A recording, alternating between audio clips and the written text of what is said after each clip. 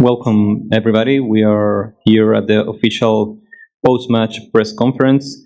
We are with Team Cahill. Just a little reminder, we have the translation service in English, Spanish, and Arabic, so feel free to ask in those three languages if you need it. We can start now.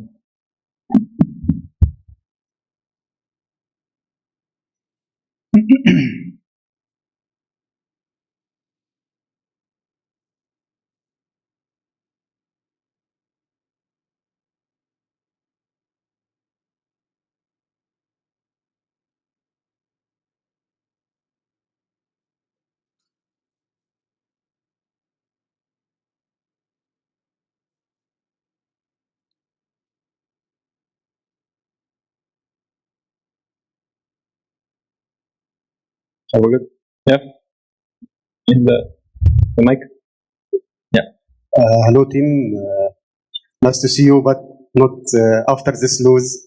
In general, what we can say about this match and about the tournament, what Al-Nabi do? Are you satisfied for this team? We can go back to Doha and we happy, or we should be sad because we lose 4-0 against Panama. What you say about all this tournament in Gold Cup? I think firstly,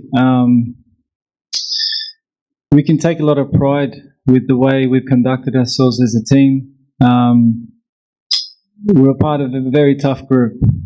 We played against Haiti, Honduras. We beat Mexico in front of 60,000 hostile fans.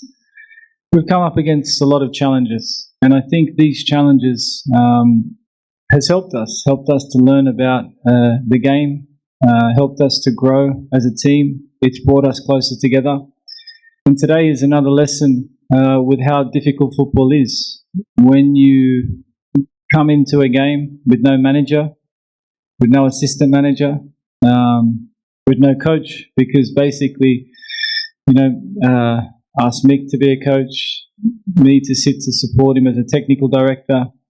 One of the things is, and also not having 6 potential starting players.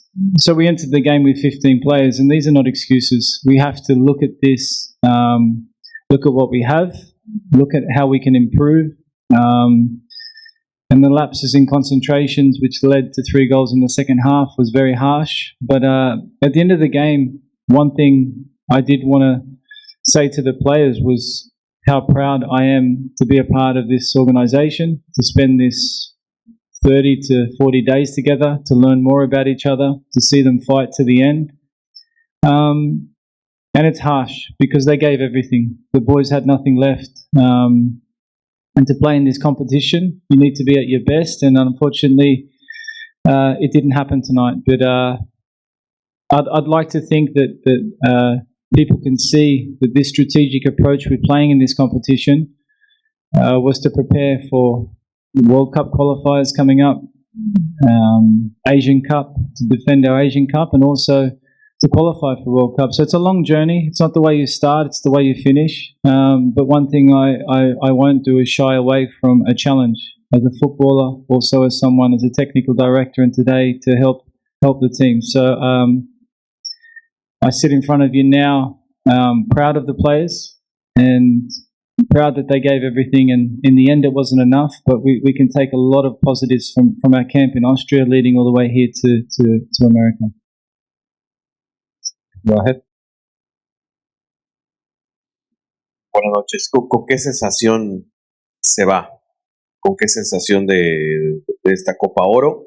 De nuevo avanzan de fase de grupos, pero bueno, pareciera que este 4-0 es duro para ustedes, al menos en el resultado, ¿no? El ver que pues se van eliminados con un marcador muy amplio en contra.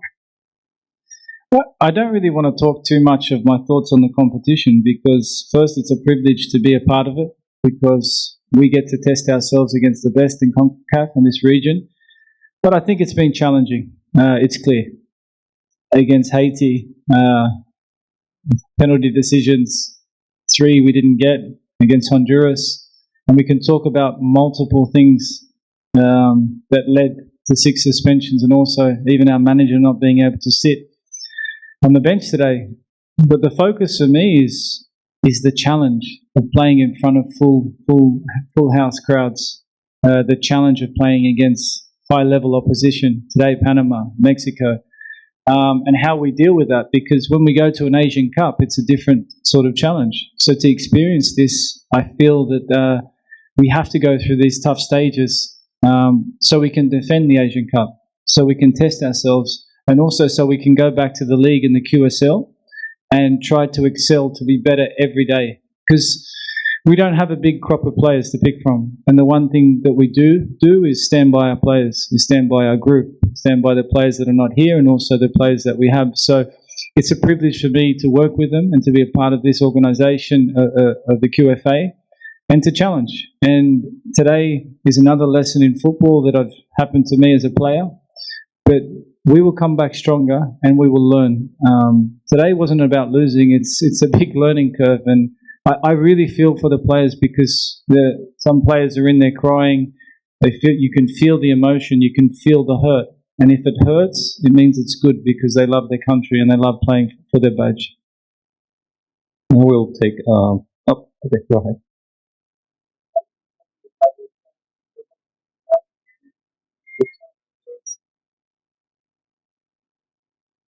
So how do you evaluate the Qatari team and especially that there is the Asian Cup coming ahead, the World Cup qualifiers, and do you think they're up to that mission? I think exceptional. The talent we have in the team.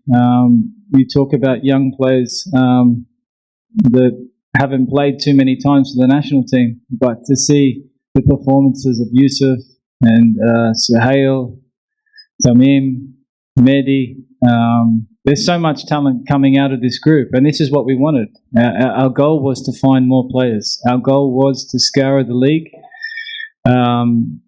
with the 3 months coming into this competition and to come here and to be competitive. And I'm not sure that many teams will beat Mexico. That squad, that team, and all the games were different. The way we prepared, the way that we tried to nullify the difficult situations to play against teams and also to score goals. We have created more chances, we've kept more possession, we're putting the ball in the back of the net, and today the defensive balance wasn't great. And we will look at that and we will watch it and we will talk to the players and we'll make sure that we improve it. But Panama, full squad, they were making subs. You could see the difference with the intensity, and you can't ask much more for some of these players because that's all that was left in the tank. And when you only have 5 outfield players to sub on, it makes it difficult. So that's why I evaluate it fair. I think it's fair that we've had a good competition and to get through the group.